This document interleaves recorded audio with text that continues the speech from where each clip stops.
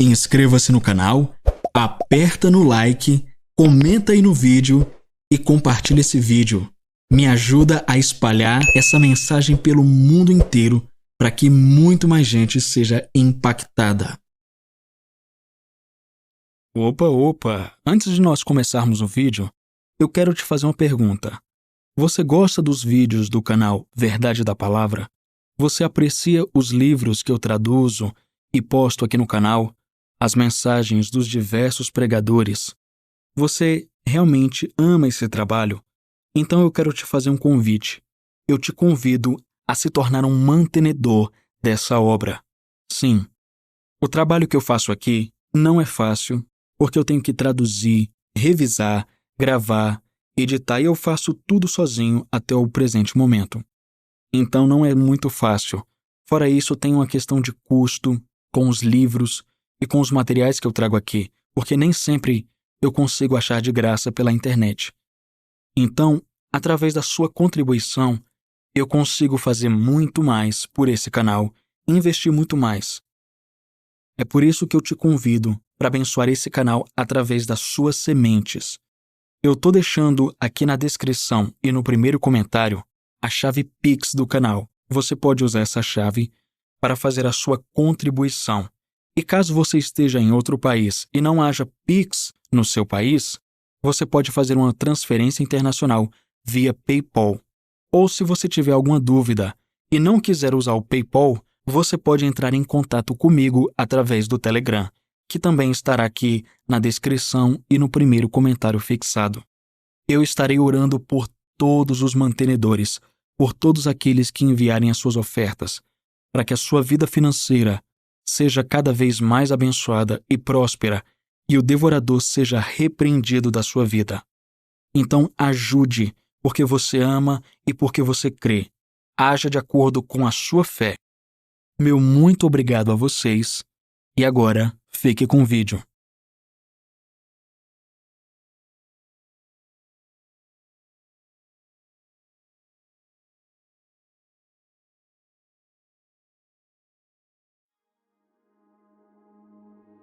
O Homem em Três Dimensões. Volume 1 da série Espírito, Alma e Corpo, de Kenneth Hagin. Publicado pela editora Graça. Capítulo 1. A natureza tríplice do homem. O estudo da natureza tríplice do homem, o espírito, a alma e o corpo, sempre me intrigou. Tenho procurado seriamente aprender a diferença entre os três. É bastante fácil distinguir o corpo dos outros dois, mas às vezes é difícil estabelecer a diferença entre o espírito e a alma. Não há outra fonte senão a Bíblia que possa fazer isso. As más interpretações a respeito desse assunto são abundantes. Muitos erros têm sido ensinados, até mesmo nos púlpitos. Durante anos, estudei os livros adotados em várias faculdades de teologia para o estudo do ser humano, procurando a verdade nessa área. Verifiquei os livros ensinados pelas escolas bíblicas do Evangelho Pleno. Tinha em minhas mãos os compêndios empregados pela denominação a que pertencera originalmente, mas achei pouco esclarecido em todos eles. Todos se baseavam nos ensinamentos de indivíduos e não na palavra de Deus. Conversei com alguns dos mestres da Bíblia mais capacitados do círculo do Evangelho Pleno e falei com aqueles que possuíam um doutorado em teologia. Foi surpreendente verificar que a maioria deles sabia tão pouco a respeito do assunto espírito, alma e corpo do homem. Alguns me têm dito: sempre pensava que o espírito e a alma eram idênticos. Foi assim que sempre preguei. Mas eu lhes indicava que os dois não podiam ser iguais. Se assim fossem, por que a Bíblia diria? Porque a palavra de Deus é viva e eficaz, e mais penetrante do que qualquer espada de dois gumes, e penetra até a divisão da alma e do espírito. Hebreus capítulo 4, versículo 12. Se fossem a mesma coisa, não poderiam ser divididos. Se fossem iguais, Paulo não teria dito: e todo o vosso espírito, e alma, e corpo sejam plenamente conservados irrepreensíveis para a vinda de nosso Senhor Jesus Cristo. 1 Tessalonicenses capítulo 5, versículo 23, parte B. Seria tão bíblico dizer que o corpo e a alma são a mesma coisa, assim como o espírito e a alma. Na realidade, são três dimensões muito distintas entre si. Depois de muita oração e estudo, durante um longo período, cheguei às minhas conclusões sobre as três dimensões do homem da seguinte maneira. Sabia sem dúvida alguma que é com o corpo que mantemos contato com o mundo. O corpo atua na dimensão física. Ninguém contestará esse fato. Depois, à medida que estudava, percebia que é o espírito do homem que entra em contato com Deus, porque ele, Deus, é um espírito. Somente um espírito pode entrar em contato com outro. O novo nascimento é um renascimento do espírito humano, porque Jesus disse a Nicodemos: importa-vos nascer de novo. João capítulo 3, versículo 7, parte B. Nicodemos, sendo carnal, somente podia pensar carnalmente, de modo que disse: como pode um homem nascer sendo velho? Pode porventura voltar ao ventre materno e nascer segunda vez? João capítulo 3, versículo 4. Jesus respondeu: o que é nascido da carne é carne, e o que é nascido do Espírito é Espírito. João 3, versículo 6. Decidi então que passaria por todo o Novo Testamento para ver o que Paulo e os demais apóstolos falavam a respeito. Paulo disse em Romanos 2, versículos 28 e 29, porque não é judeu o que é exteriormente, nem é circuncisão o que o é exteriormente na carne, mas é judeu o que é no interior, e circuncisão o que é do coração, no espírito, não na letra, cujo louvor não provém dos homens, mas de Deus. Paulo disse nessa passagem que o espírito é o coração. Depois, em 1 Coríntios 14, versículo 14, parte A, lemos: porque se eu orar em língua estranha, o meu espírito ora bem. A tradução ampliada declara: meu espírito, pelo Espírito Santo dentro de mim, ora. No versículo 18, Paulo disse: dou graças ao meu Deus, porque falo mais em línguas do que vós todos. Paulo usava de modo intercambiável os termos meu espírito e eu. Tendo visto que, com o corpo, temos contato com a dimensão física e, com o espírito, ligamo-nos à parte espiritual, faltava apenas localizar a alma. Visto que o corpo lida com a dimensão física e o espírito com a espiritual, sobrou somente aquela outra em que o homem se envolve, a mental. Com a alma, portanto, entramos em contato com a dimensão intelectual. Naturalmente, falar assim é simplificar extremamente o assunto. Ao avançarmos em nosso estudo, escavaremos mais profundamente, mas, nesse primeiro capítulo, estamos apenas lançando os alicerces. De forma resumida, a natureza tríplice do homem é a seguinte. Primeiro, espírito, a dimensão do homem que lida com o âmbito espiritual, a parte do homem que conhece Deus. Segundo, a alma, a dimensão do homem que lida com o âmbito mental, o intelecto do homem, as sensibilidades e a vontade, a parte que raciocina e pensa. E terceiro, o corpo, a dimensão do homem que lida com o âmbito físico, a casa em que habitamos. Quero que você comece a pensar em si mesmo sob uma nova luz. Não pense em si mesmo meramente como um ser físico, mas um ser espiritual que possui uma alma e habita em um corpo. Capítulo 2. A primeira dimensão do homem, o espírito. O homem é um espírito que possui uma alma e habita em um corpo. O espírito do homem é a parte dele que conhece Deus. Ele está na mesma classificação de Deus, porque Deus é espírito. E o Senhor criou o homem para ter comunhão com ele. Deus criou o ser humano para seu próprio beneplácito. O homem não é um animal. a fim de ter comunhão com Deus. O homem deve estar na mesma categoria com Deus. Por isso, assim como Deus é espírito, assim também o homem é espírito. A título de ilustração, quero perguntar: você já tentou ter comunhão com um velho boi? Não podemos fazer isso, porque ele está em um reino diferente, em uma classe diferente da nossa. Mas podemos ter comunhão uns com os outros e com Deus, porque somos seres do mesmo tipo.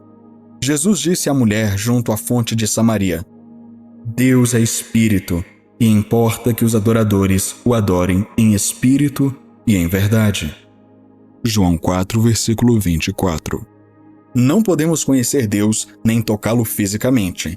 Ele não é um homem, ele é espírito. Não nos podemos comunicar com o Senhor mentalmente, porque ele é espírito. Mas podemos alcançá-lo com o nosso espírito, e é por meio dele que chegamos a conhecê-lo. Sabemos, pois, que Deus é espírito. Mesmo assim, Deus, que é espírito, tomou sobre si um corpo humano.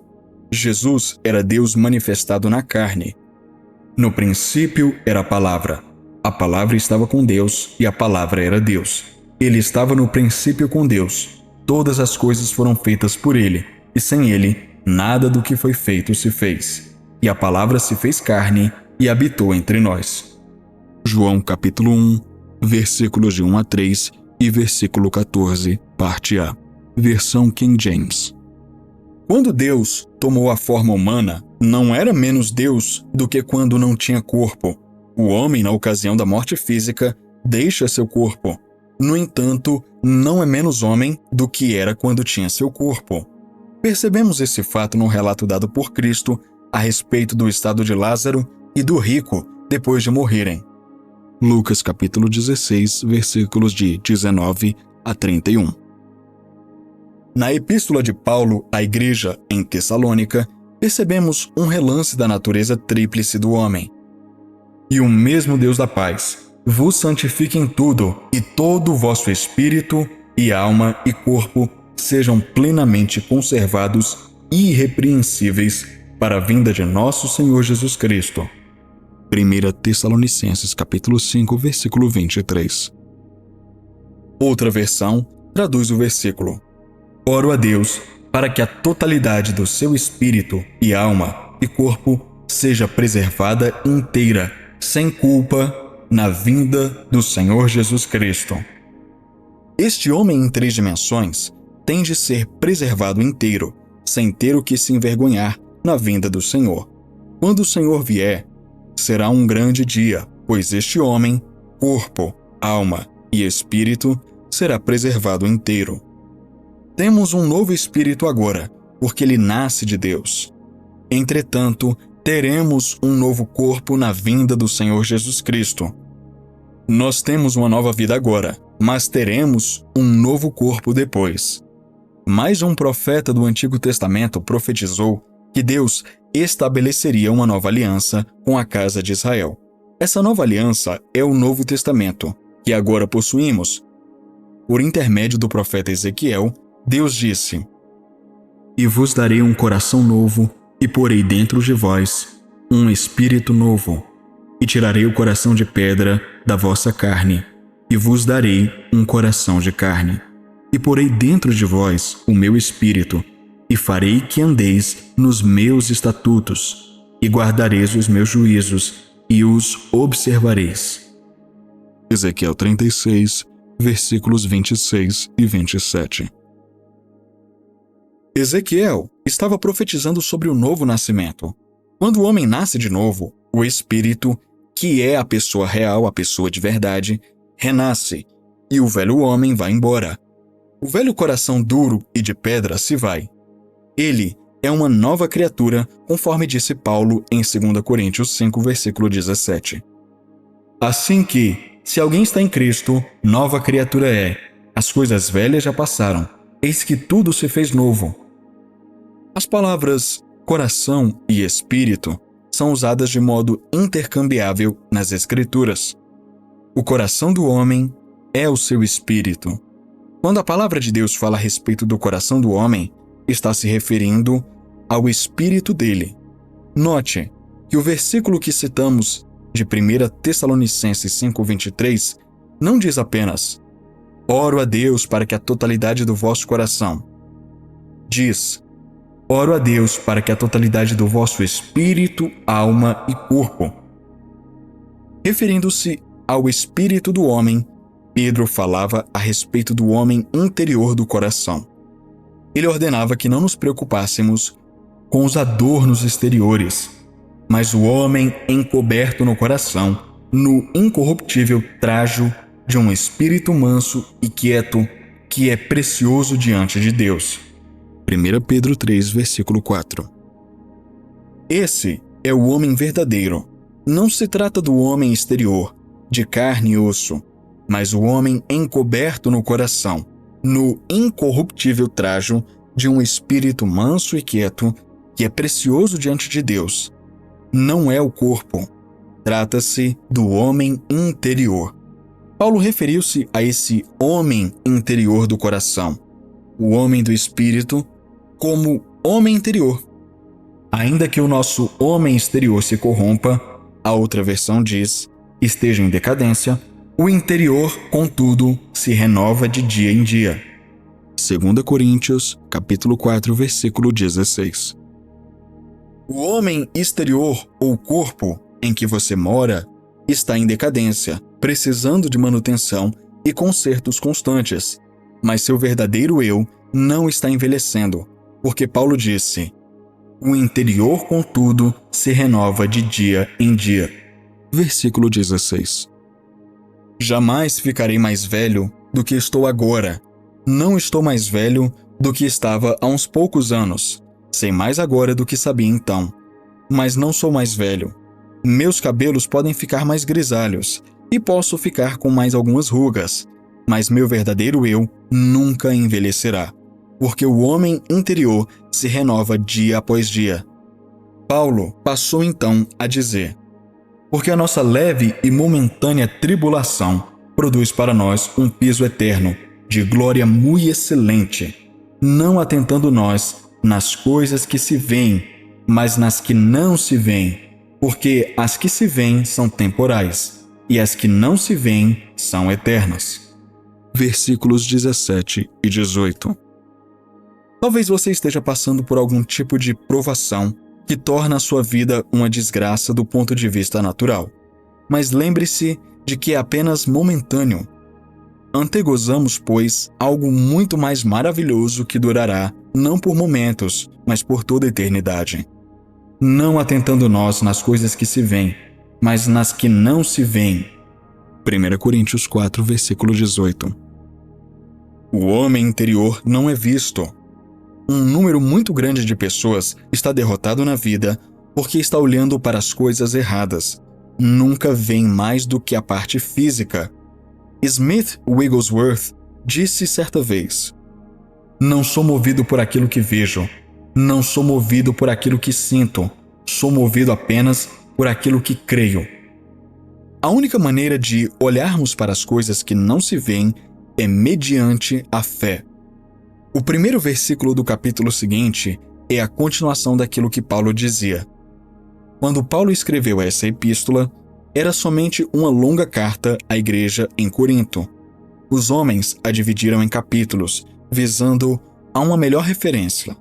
Falando a respeito das coisas que não se veem e do homem interior, Paulo disse: porque sabemos que, se a nossa casa terrestre deste tabernáculo se desfizer, temos de Deus um edifício, uma casa não feita por mãos, eterna nos céus. 2 Coríntios capítulo 5, versículo 1. A casa terrestre a que Paulo se refere é naturalmente o corpo físico.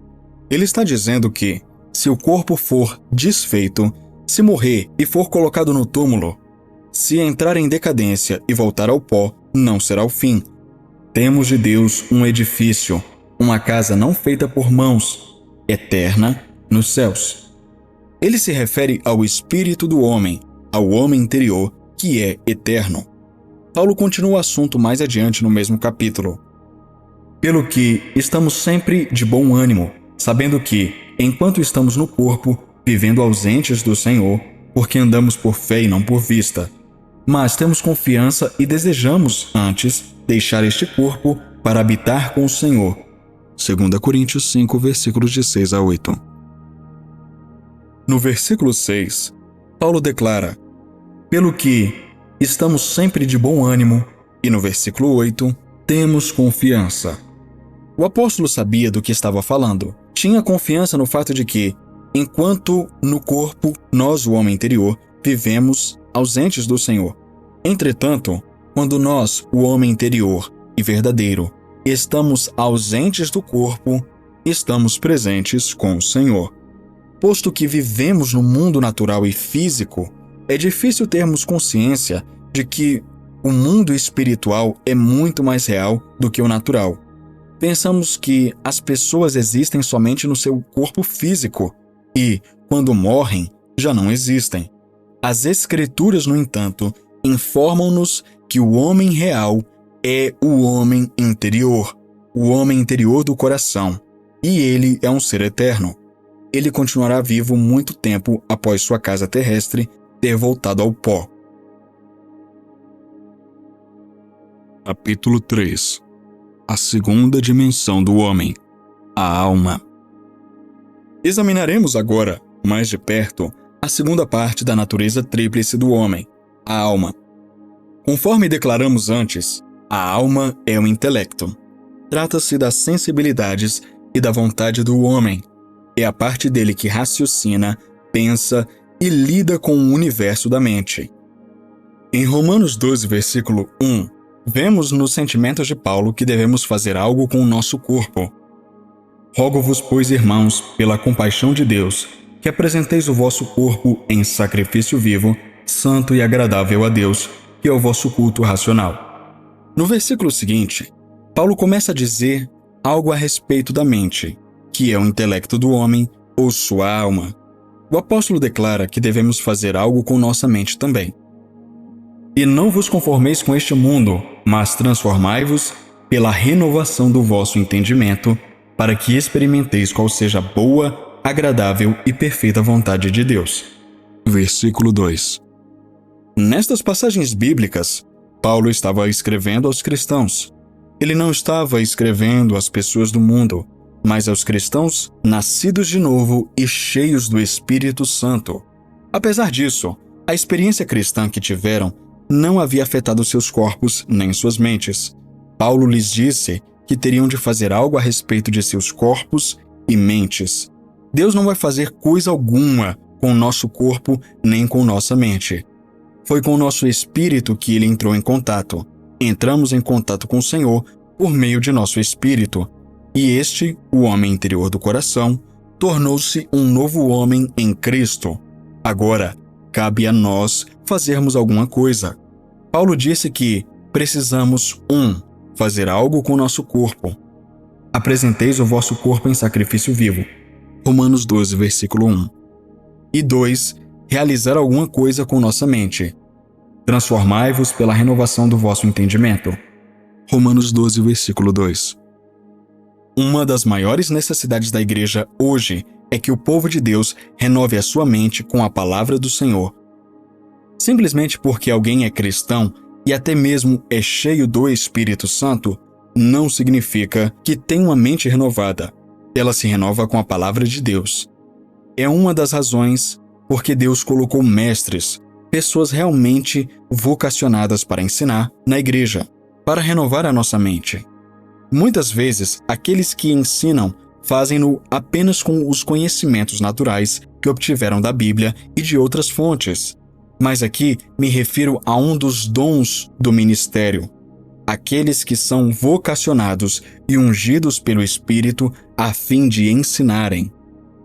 Deus nos deu sua palavra e podemos alimentar-nos com ela, renovando a nossa mente. No entanto, ele também colocou mestres na igreja para renovar a nossa mente e trazer-nos a revelação do conhecimento das Escrituras. Nossa mente, portanto, é renovada por 2 métodos. 1. Alimentando-nos com a palavra por meio do nosso estudo e da nossa meditação. E 2. Sendo instruídos por mestres ungidos pelo Espírito Santo. Dessa maneira, podemos andar na luz à medida que nossa mente é renovada diariamente com a palavra de Deus. Nesse mesmo sentido, alguém me perguntou certa vez: Irmão Reagan, como posso fazer com que minha fé na palavra de Deus seja mais do que mera aceitação mental? Em primeiro lugar, devemos entender a diferença entre a fé verdadeira e a aceitação mental. Esta concorda que a Bíblia é verdadeira, mas não age à altura. A aceitação mental diz: sei muito bem que a palavra é verdadeira. Sei que Deus me prometeu coisas e que devo possuí-las. A fé considera que o objeto da oração já foi conseguido. A fé declara: a palavra diz algo, eu creio nisso e já o possuo. Mesmo se esse objeto não for visível na carne, a fé afirma: já o possuo, não porque posso vê-lo, nem porque está realmente comigo agora, mas porque Deus o prometeu. Agora, a fé é a substância das coisas esperadas, a evidência das coisas não vistas. Hebreus capítulo 11, versículo 1, versão King James. Nossa fé dá a substância a elas, de modo que podemos dizer: são minhas. Capítulo 4. A terceira dimensão do homem, o corpo. Vamos ver agora o que as Escrituras têm a dizer a respeito do corpo. Conforme já dissemos, o espírito do homem é o homem interior, aquela parte dele que conhece Deus. O corpo é o homem exterior, a parte física, a casa onde habitamos. Rogo-vos, pois, irmãos, pela compaixão de Deus, que apresenteis o vosso corpo em sacrifício vivo, santo e agradável a Deus, que é o vosso culto racional. Romanos 12, versículo 1. Nesta passagem, Paulo não estava escrevendo a pecadores, mas sim aos santos em Roma, pois disse: rogo-vos, pois, irmãos. O apóstolo dirigia sua carta a todos os amados de Deus, que estais em Roma, chamados santos. Romanos 1, versículo 7. Ele ordenou-nos que fizéssemos algo com o nosso corpo, que apresenteis o vosso corpo em sacrifício vivo. Romanos 12, 1. Depende de nós. Se não fizermos algo com o nosso corpo, nada será feito com ele. Note também que Paulo não mandou apresentar-nos a Deus. Se você é um filho dele, você já pertence a ele. Você realmente não pode apresentar a alguém uma coisa que já lhe pertence. Você não teria direito de tirar um lencinho do bolso de um homem e entregá-lo a ele como presente. Já pertence àquele homem. Nem é possível você pegar alguma coisa que já pertence a Deus e presenteá-lo com aquilo que já é dele. Paulo disse que vós, o homem interior, apresenteis o vosso corpo, a casa terrestre que habitais. Nós, e não Deus, somos os zeladores daquela casa. Nós mesmos devemos apresentar nosso corpo em sacrifício vivo, santo e agradável a Deus, que é o nosso culto racional.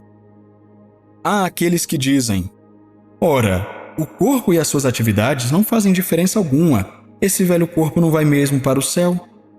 Mas para Deus faz uma grande diferença o que fazemos com o nosso corpo. Ele quer corpos transfigurados, quer que apresentemos nosso corpo em sacrifício vivo, que é o nosso culto racional. Paulo disse: assim que, se alguém está em Cristo, nova criatura é. As coisas velhas já passaram, eis que tudo se fez novo. 2 Coríntios 5, versículo 17. Muitas pessoas procuram persuadir seus vizinhos a se afiliarem a uma igreja. Querem que eles se comportem melhor e vivam corretamente. Mas, sabe de uma coisa? Eu nunca fiz um esforço para viver corretamente. Simplesmente nasci de novo e tive uma vida correta a partir de então. Viver corretamente é bom, mas não transformará você em cristão. Ficar sentado na igreja aos domingos de manhã não transformará você em cristão, assim como ficar sentado na sua garagem não te transformará em um automóvel. Tais coisas não te levarão para o céu, mas nascer de novo te levará. Esforçar-se por ser bom pelos seus próprios esforços não é cristianismo, é mera religião. O cristianismo é nascer de novo, é receber o dom da vida eterna. Quando a vida eterna, que é a natureza e a vida de Deus, é transmitida ao seu espírito, ela transformará você. Essa vida de Deus, que entra no coração do homem, faz com que esse homem interior, o verdadeiro homem, se torne um novo homem. Não precisamos refazer a nós mesmos, e nem poderíamos fazer isso. Quando nascemos de novo, porém, tornamo-nos um novo homem com uma nova natureza, porque Paulo disse: as coisas velhas já passaram, nossa velha natureza pecaminosa. Eis que tudo se fez novo. 2 Coríntios 5, versículo 17, parte B. Depois de nascermos de novo com a carne, ainda teremos problemas com o homem real. Algumas pessoas têm dito: é necessário morrermos para o velho eu. Quando, porém, nascemos de novo, o velho eu já está morto e temos no lugar dele um novo eu. O que precisamos é morrer para a carne, não para o velho eu. Mas, você pode dizer, a carne não é o velho eu? Não, não é.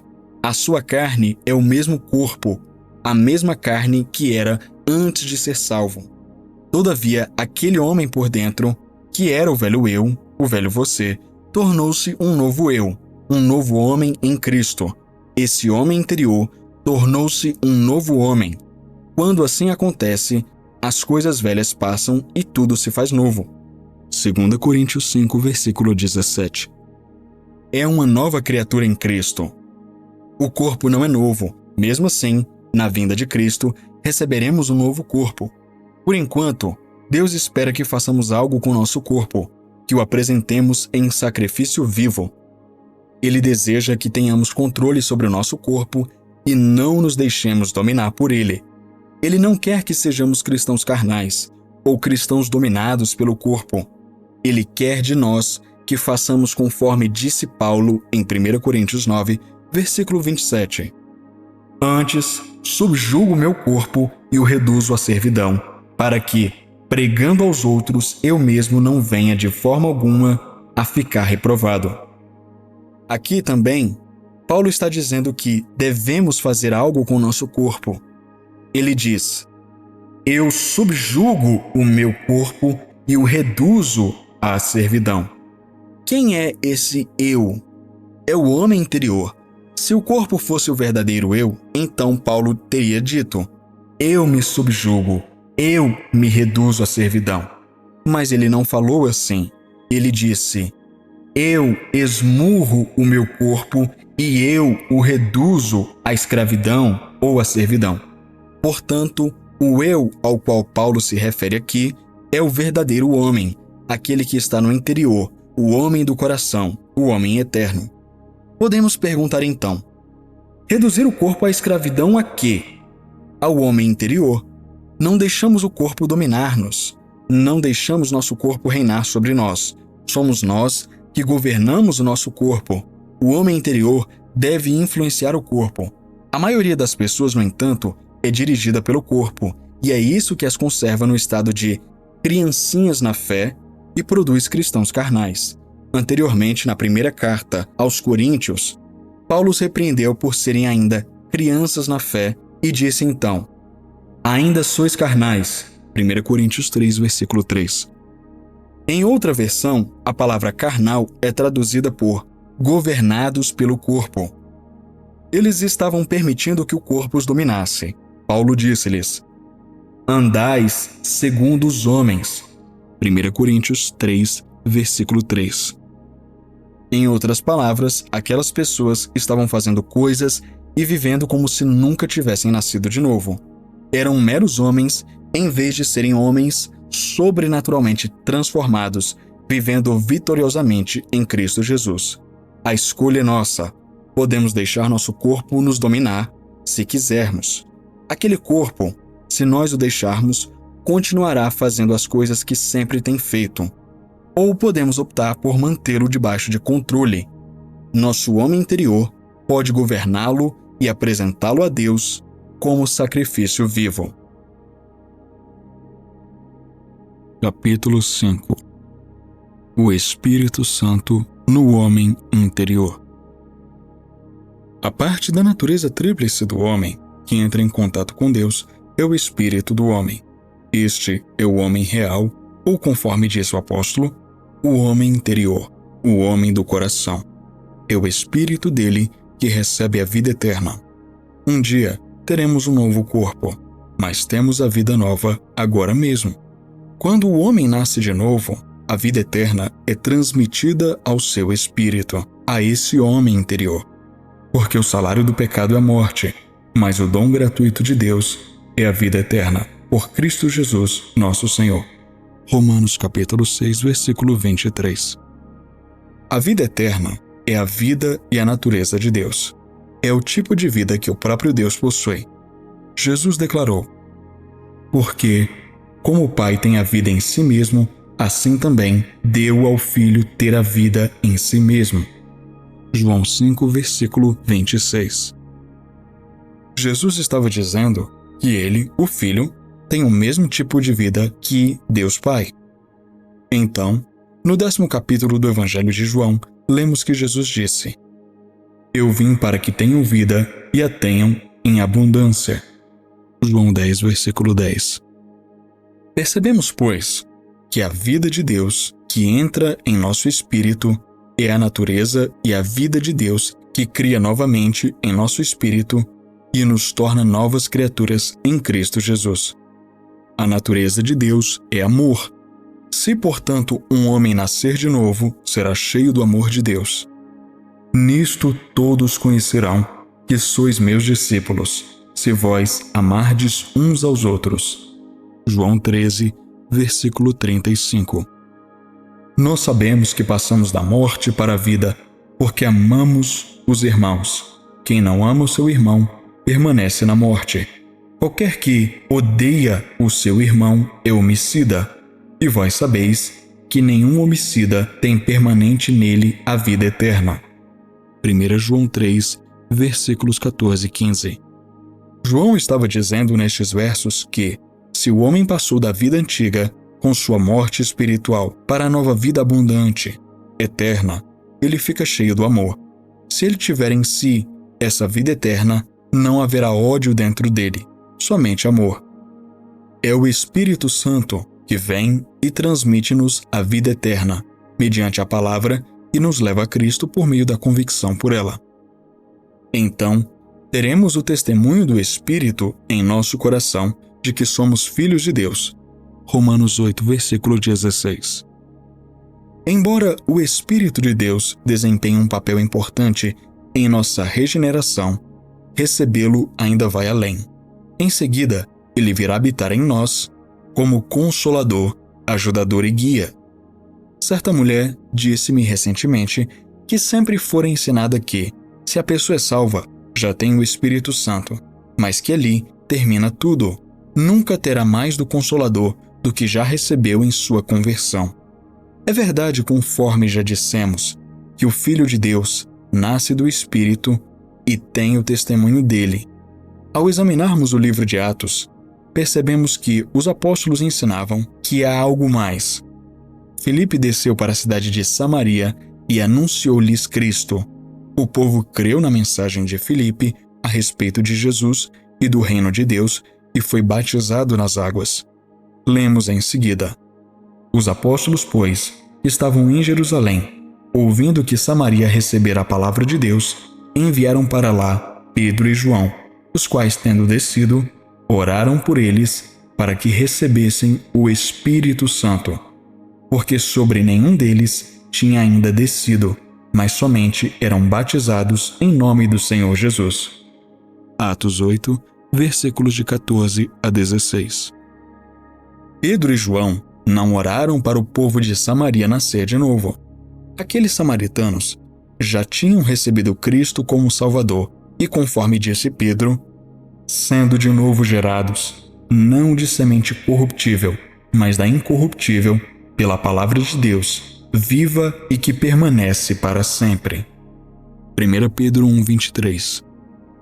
Lemos então que Pedro e João impuseram as mãos nesses novos cristãos e estes receberam o Espírito Santo.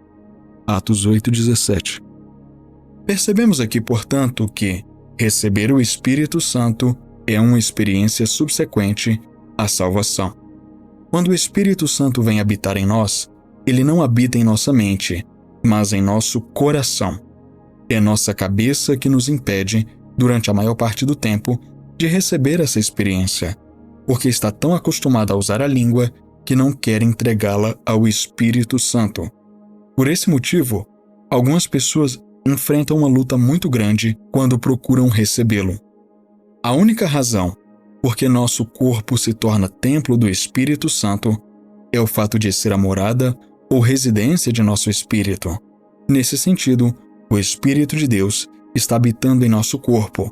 No entanto, ele não está vivendo no corpo propriamente dito, mas em nosso espírito. Maior é o que está em vós do que o que está no mundo. 1 João 4, versículo 4. Smith Wigglesworth disse: "Sou 1000 vezes maior por dentro do que por fora."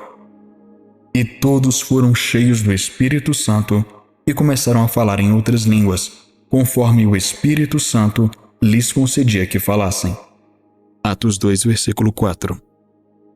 Nesse derramamento inicial do Espírito Santo, segundo diz a Bíblia, eles começaram a falar em outras línguas.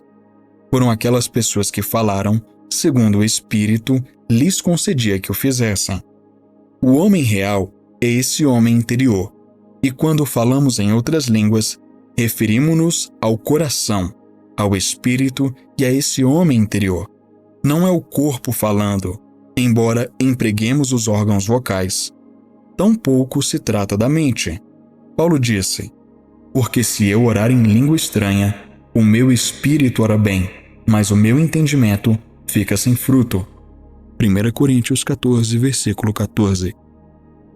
Quando Jesus falou com seus discípulos a respeito do Santo Espírito prometido, ele disse: "E no último dia, o grande dia da festa, Jesus pôs-se em pé e clamou, dizendo: Se alguém tem sede, que venha a mim e beba.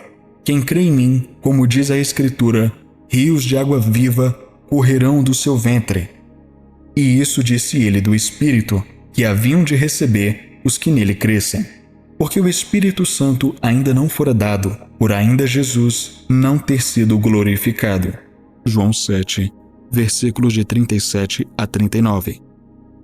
Jesus estava dizendo aos seus discípulos que o Espírito Santo habitaria no interior de cada um, no mais íntimo do ser, do Espírito. Vemos, portanto, que o Consolador não está habitando em nossa mente, mas em nosso coração. Mas, alguém pode dizer, "Não sinto, talvez ele tenha ido embora." Se ele veio mesmo, ainda está ali, porque Jesus disse: "E eu rogarei ao Pai, e ele vos dará outro Consolador, para que fique convosco para sempre." João 14, versículo 16. Essa promessa nada diz respeito de permanecer apenas uma quinzena ou um mês. Diz, para sempre. O Espírito Santo não fica chegando e saindo. Uma vez que o recebemos, ele estará para sempre conosco. Mas, se eu praticar algum mal, ele não me deixará? Não, ele não te deixará. Ele ainda estará presente, procurando ajudar você. Depois de Davi ter pecado, cometendo o adultério e o homicídio, ele se arrependeu e orou: "Não retires de mim o teu Espírito Santo." Salmo 51, versículo 11. Até aquele momento, o Espírito Santo não tinha deixado Davi e nunca o deixou. Podemos entristecê-lo, mas ele está para sempre conosco. Porque o Consolador não está em nossa mente, ele não se comunica diretamente com ela. Ele está em nosso espírito e se comunica conosco através do nosso espírito. É claro que o nosso espírito realmente influencia interiormente o nosso processo intelectual. Quando Jesus falou do Espírito Santo prometido, ele disse: "Mas quando vier aquele Espírito da verdade, ele vos guiará em toda a verdade, porque não falará de si mesmo, mas dirá tudo o que tiver ouvido e vos anunciará o que há de vir." João 16, versículo 13. Jesus tinha declarado: "E eu rogarei ao Pai, e ele vos dará outro Consolador, para que fique convosco para sempre. João 14,16. Porque habita convosco e estará em vós. João 14, versículo 17. Jesus disse que o Espírito Santo, que em nós habita, não falará de si mesmo, mas dirá tudo o que tiver ouvido. João 16, versículo 13. O Salvador disse que o Espírito Santo fala. Isso não se trata de falarmos em línguas. Falamos em línguas conforme o Espírito nos concede que falemos. Jesus disse que, quando o Espírito Santo falar, nos anunciará que há de vir. João 16, versículo 13. Como ele vai fazer isso? Falará em nosso espírito, porque é lá que ele está. Nosso espírito recebe informações da parte do Consolador. As coisas mais maravilhosas que já aconteceram começaram por dentro. É lá que Deus começa a obra. Quando somos salvos, o Espírito Santo atua sobre o nosso espírito, e é por dentro que sentimos a convicção. Sentimos o ímpeto de nos ligar a Deus. Algo acontece por dentro e, então, passamos a conhecer o Consolador à medida que ele fala ao nosso espírito. Foi no meu leito de aflição que aprendi pela primeira vez a escutar essa voz interior. Eu não sabia como, ninguém me ensinou, e tive de aprender por conta própria. Se tivesse começado a escutar antes, não teria sido obrigado a ficar deitado durante 16 meses. Mas eu não escutei. Esse ser insensível estava tentando desvendar a palavra para o meu entendimento, procurando levar-me a agir à altura dela. Mas eu não faria, porque minha mente natural não me permitiria, não me deixaria agir pela fé. Eu orava e sentia-me abençoado, porque Deus nos abençoa quando oramos.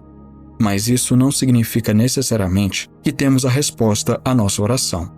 Muitas pessoas têm fundamentado sua fé nessa sensação de bênção e foram logradas porque deveriam tomar como base sua fé na palavra de Deus. Eu verificava as batidas do meu coração para ver se tinha sido curado. Olhava meus pobres membros que estavam definhados para ver se podia andar. Vendo que não tinha melhorado, eu clamava ao Senhor. Por quê? Chegou a hora em que o Espírito Santo finalmente conseguiu que eu prestasse atenção à palavra. O Espírito de Deus sempre nos direciona de acordo com ela. Ele é o autor da palavra escrita. Marcos 11:24 foi o versículo das Escrituras que finalmente me tirou do leito de aflição. Por isso vos digo que, tudo que pedirdes, orando, crede que o recebereis e tê-lo-eis. O Espírito Santo falou ao meu coração e ordenou-me a prestar atenção à última parte daquele versículo. E tê-lo-eis. E agir à altura da veracidade dela. Você pode dizer: como você escutou o Senhor? Não ouvi voz alguma na dimensão natural. Não ouvi coisa alguma com os meus ouvidos físicos. Ouvi a voz interior. Eu o ouvi falando indelevelmente ao meu espírito. É com o coração, o espírito, que o homem crê. É com esse homem interior que nos firmamos na palavra de Deus, e não na nossa cabeça.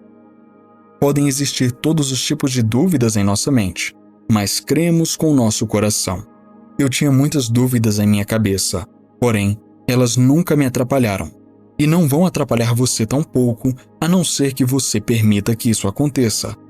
Quando obedeci à voz interior, firmei-me na promessa da palavra de Deus e reivindiquei a minha cura como fato consumado, apesar das evidências exteriores mostrarem o contrário.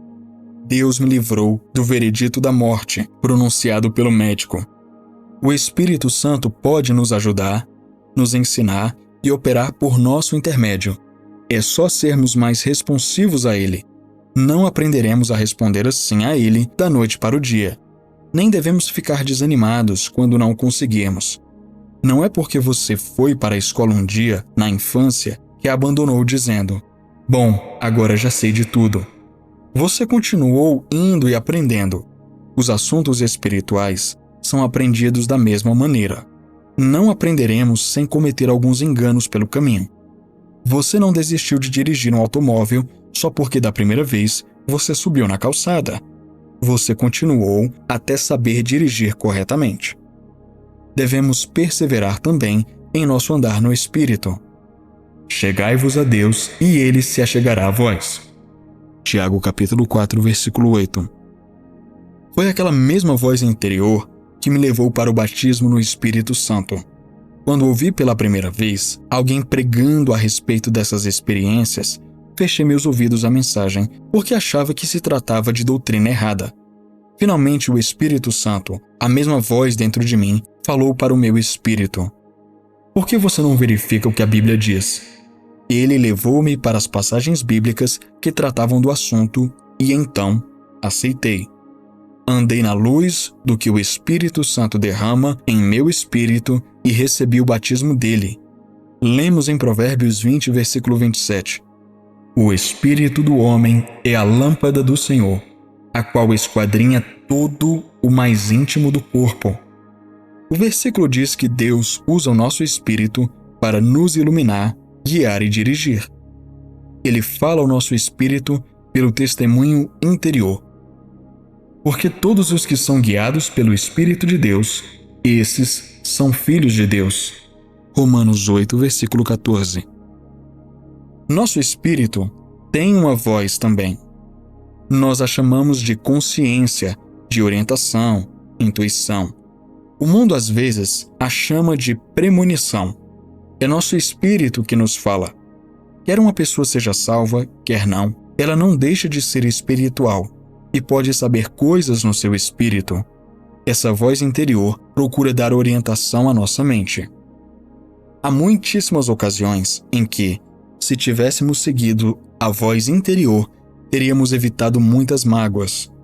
Se tivéssemos seguido o testemunho interior, nunca teríamos feito os investimentos que fizemos com perda de dinheiro. Se tivéssemos escutado essa voz interior, não teríamos feito alguns empreendimentos nem entrado em certas sociedades comerciais.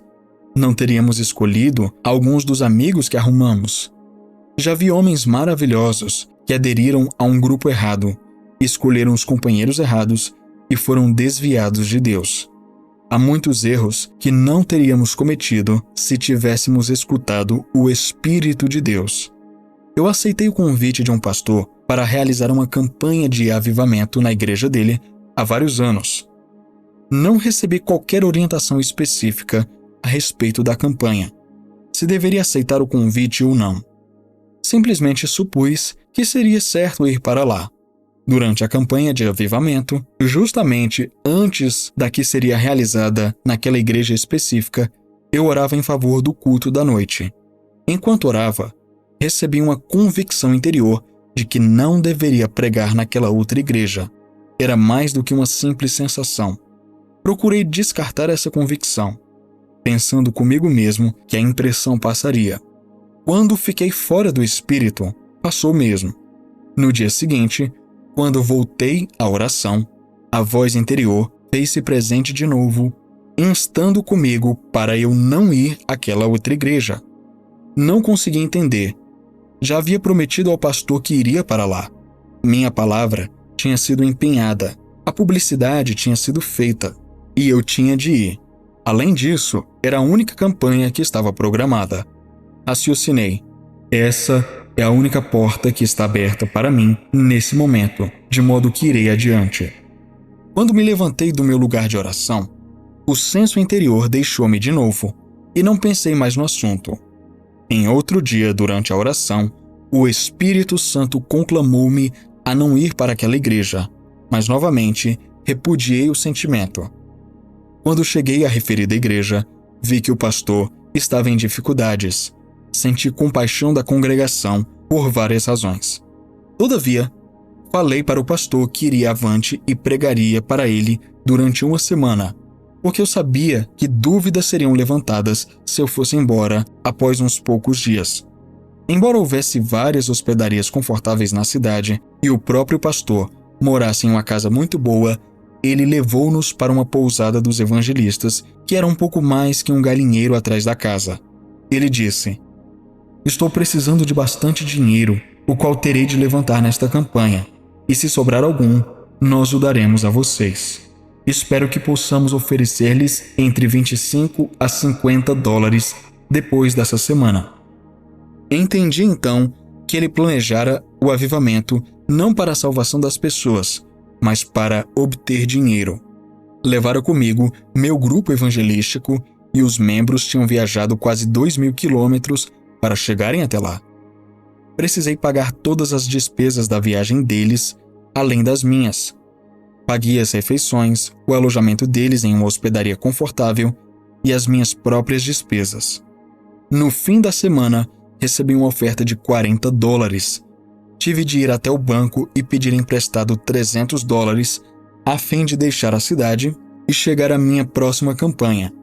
É desnecessário dizer que essa aventura de desobedecer à insistência daquela voz interior custou-me caro. Entretanto, foi uma boa lição para mim.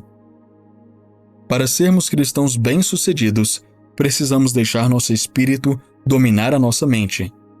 Andar pela fé significa andar segundo a palavra e deixar nosso coração e o homem interior controlar-nos. Aproximadamente 3 meses mais tarde, realizava uma campanha de reavivamento que estava sendo grandemente abençoada pelo Senhor. As finanças estavam boas e eu estava conseguindo pôr em dia as minhas contas. Eu tinha em mãos vários convites para realizar campanhas de avivamento imediatamente após aquela que estava fazendo, mas parecia que não conseguia obter orientação a respeito de onde o Todo-Poderoso queria que eu fosse. Não estava procurando ouvir uma voz, apenas aguardava um sinal dentro de mim quanto ao convite que deveria aceitar. Apesar disso, realmente não parecia que tinha recebido a luz verde para aceitar algum deles. O tempo se esgotava e estava na última semana da campanha em que estava empenhado. Sabia que seria difícil começar outra com um aviso prévio tão curto. Avisos teriam de ser feitos e anúncios nos jornais locais, etc. Falei com minha esposa. Ora, preciso fazer algo. Acho que vou telefonar para o irmão fulano, porque já me convidou muitas vezes para ir até a cidade dele e realizar uma campanha. Hoje é quarta-feira. Se telefonar, hoje à noite, ele poderá colocar anúncios no jornal de amanhã e podemos começar nossa campanha na noite da segunda-feira. Fui para o outro aposento e peguei o telefone para ligar para ele. Quando fiz, uma voz dentro de mim, não era um testemunho. Assustou-me e pulei. A voz disse: "Não faça, não faça." Já estava com o telefone na mão, mas ainda não havia discado. Recoloquei-o no gancho. "Senhor, o que fazer agora?" Perguntei. "Não tenho campanha programada para junho e tenho minhas despesas a serem cobertas. O que vou fazer?" Desta vez, não ouvi voz alguma como antes, mas dentro de mim, algo que parecia subir flutuando no íntimo do meu ser, dizendo: "Espere apenas." Não era fácil fazer assim, mas eu sabia que tinha recebido um recado de Deus e voltei para o meu quarto. Minha esposa perguntou: "O que ele disse?" Ao procurar orientação da parte do Espírito Santo, dependo tanto daquilo que ele não me diz, quanto daquilo que ele me diz. É em tempos como esses que realmente aprendemos a confiar em Deus, a descansar nas suas promessas e a depender totalmente dele. O Espírito Santo parecia fazer pressão sobre mim que devia ficar exatamente onde estava.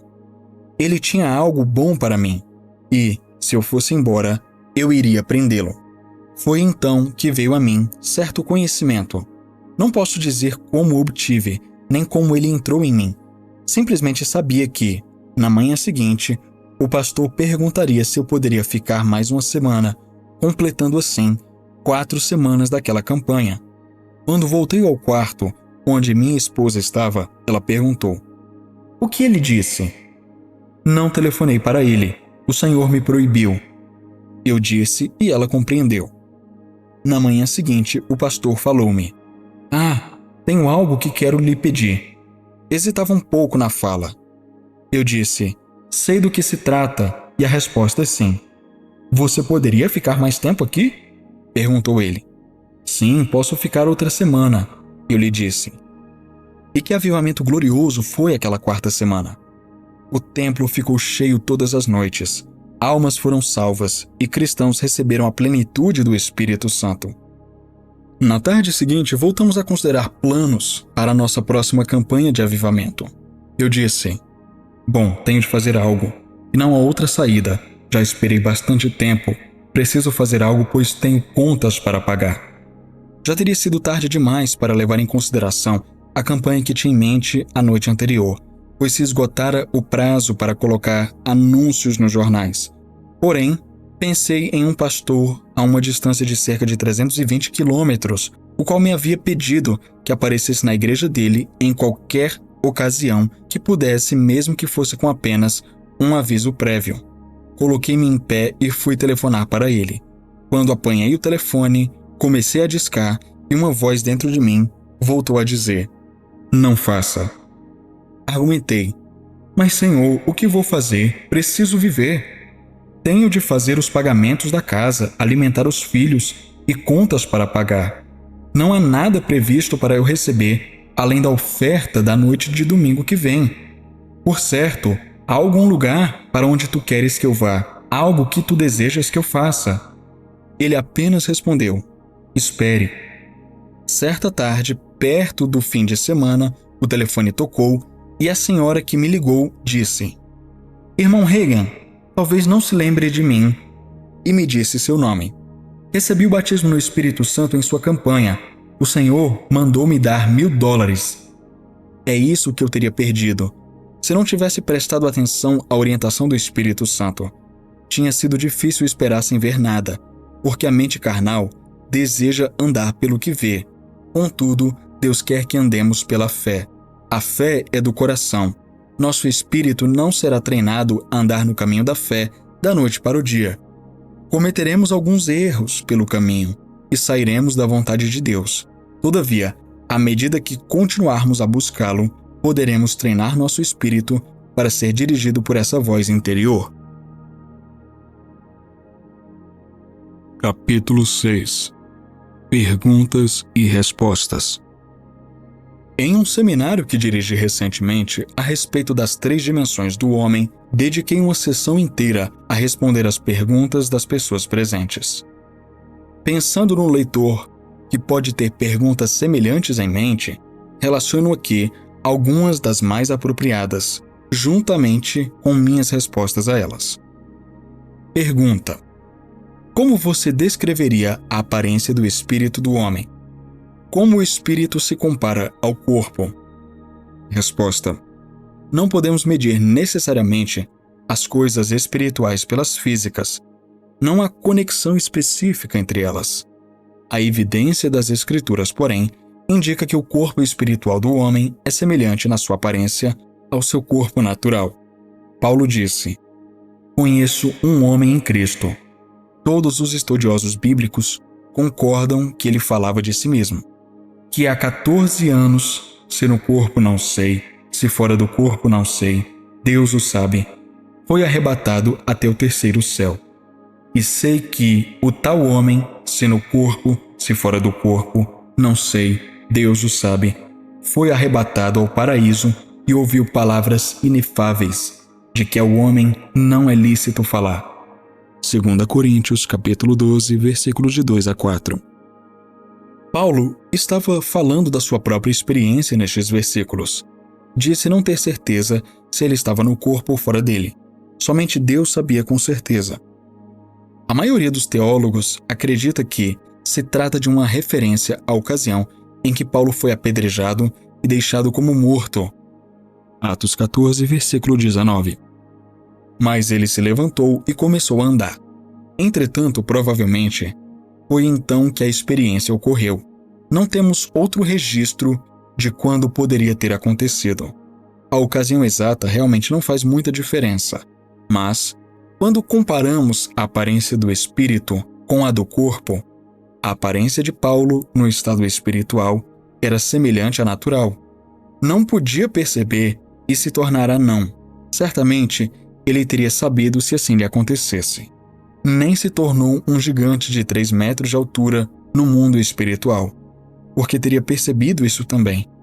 Parecia-me que Paulo tinha aproximadamente a mesma aparência no espírito e no corpo. Em Lucas 16, versículos de 19 a 31, Jesus falou a respeito do rico e de Lázaro. Quando Lázaro morreu, foi levado pelos anjos para o seio de Abraão. Quando morreu o rico, este foi sepultado e no Hades ergueu os olhos, estando em tormentos, e viu ao longe Abraão e Lázaro no seu seio. O Hades, ou inferno, era o lugar dos espíritos dos mortos. Era dividido em 2 compartimentos. Todos aqueles que eram salvos, no sentido de serem preservados por Deus, porque tinham a promessa quanto a isso, iam para o seio de Abraão, o pai dos judeus. Quando o rico viu Lázaro, reconheceu-o, mesmo em se tratando do mundo espiritual. Lázaro forçosamente deve ter tido a mesma aparência que tinha neste mundo, senão o rico não o teria reconhecido. Tinha de ser aproximadamente igual no mundo espiritual para o rico reconhecê-lo.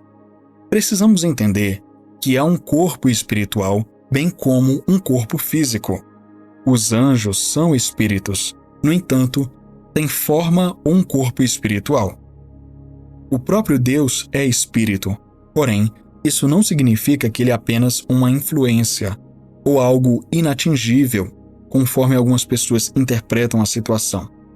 Ele tem uma aparência ou uma forma, um corpo espiritual. Como sabemos isso? A Bíblia conta-nos que, quando Moisés estava no Monte Sinai, falou com Deus face a face. Não poderás ver a minha face. Êxodo 33, versículo 20.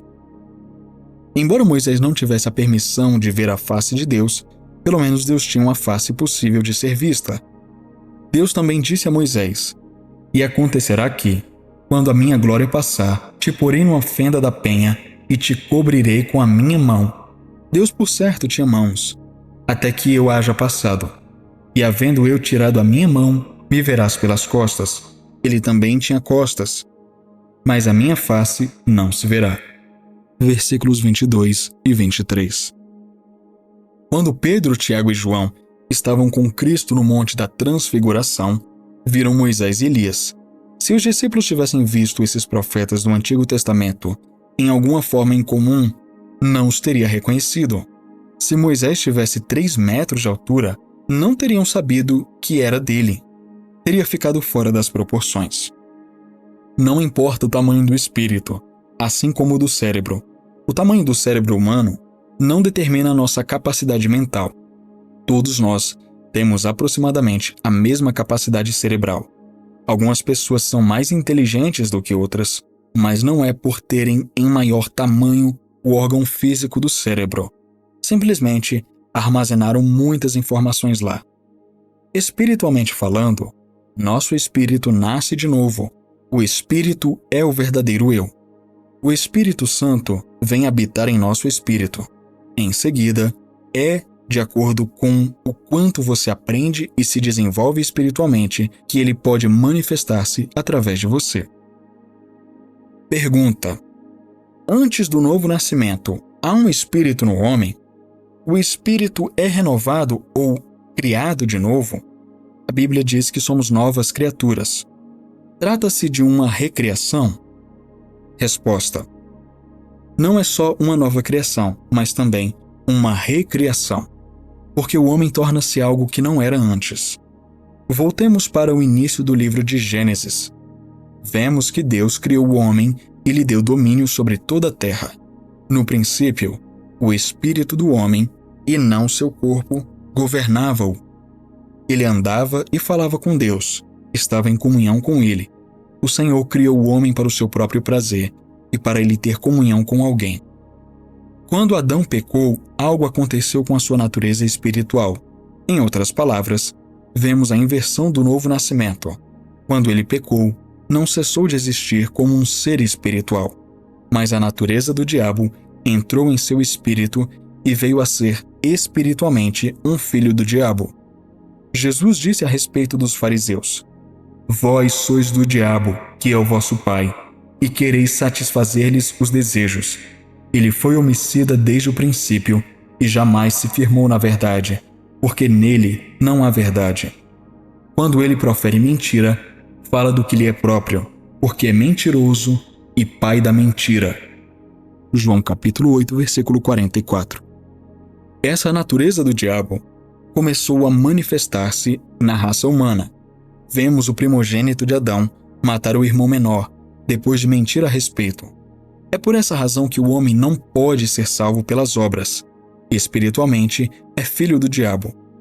Portanto, assim como por um só homem entrou o pecado no mundo, e pelo pecado a morte, assim também a morte passou a todos os homens, porque todos pecaram. Romanos 5, versículo 12. Esse versículo não está falando da morte física, mas da espiritual. Para entendermos mais claramente esse fato, continuaremos a leitura do mesmo trecho. Porque ao regime da lei havia pecado no mundo, mas o pecado não é levado em conta quando não há lei. Entretanto, reinou a morte desde Adão até Moisés, mesmo sobre aqueles que não pecaram, à semelhança da transgressão de Adão, o qual prefigurava aquele que havia de vir. Versículos 13 e 14. Esse texto nos conta que a morte reinou desde Adão até Moisés. No grego, a palavra reinar tem o significado de reinar como rei.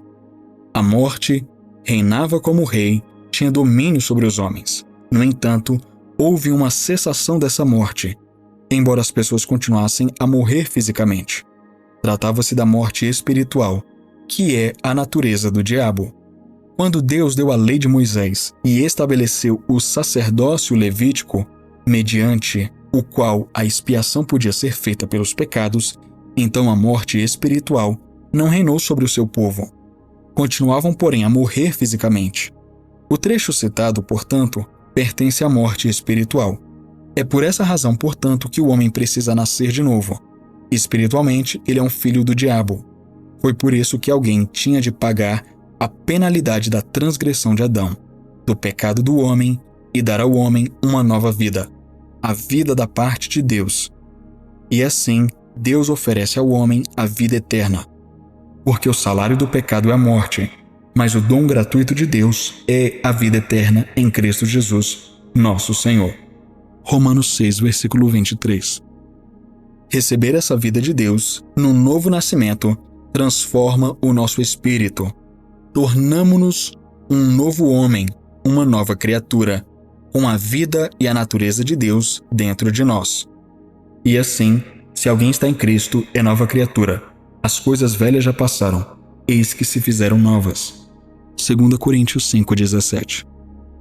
As coisas antigas não passaram do lado de fora do corpo. Você tem o mesmo corpo que sempre teve. Contudo, você é um novo homem por dentro, e deve deixar esse novo homem dominar você. Pergunta: quando sei de algo em meu espírito e como sei se é de Deus? Resposta: o fato do conhecimento ser o seu próprio espírito não significa necessariamente que é errado. Muitas pessoas, até mesmo as que não são cristãs, sabem no seu espírito aquilo que vai acontecer.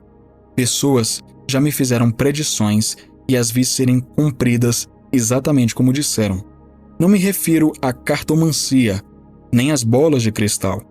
As pessoas podem desenvolver seu espírito porque o homem é um ser espiritual. Portanto, podem saber coisas no seu espírito porque estão espiritualmente alertas. Elas aprenderam a prestar atenção à voz do seu próprio espírito. Ele conhece fatos que sua mente desconhece. Por outro lado, um filho de Deus pode desenvolver seu espírito nos assuntos espirituais e deixar o Espírito de Deus mostrar-lhe e contar-lhe coisas.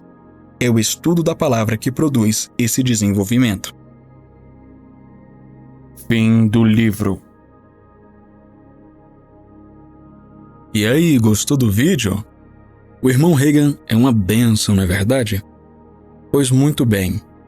Além de te pedir o de sempre, para você deixar o seu like, para você compartilhar esse vídeo com alguém que você acha que precisa dessa mensagem.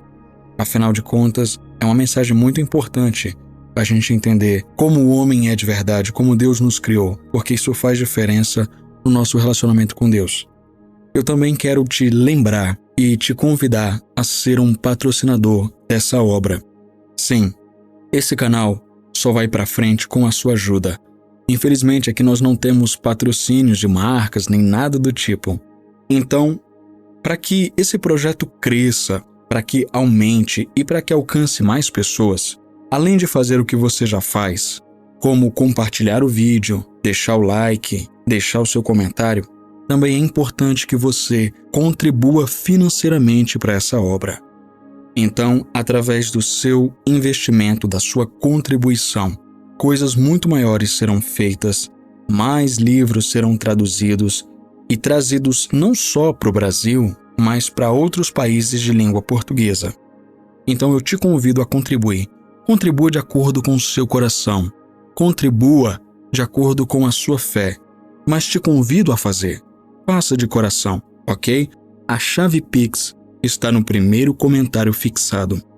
E se você estiver fora do país e quiser enviar uma oferta, mas por algum motivo o país onde você está ainda não tem o Pix, você pode entrar em contato comigo pelo Telegram.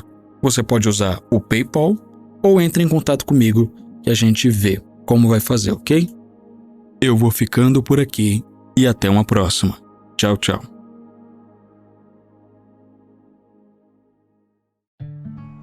Que bom que você chegou até o final. E aí, já conferiu sua inscrição no canal? Já ativou o sininho?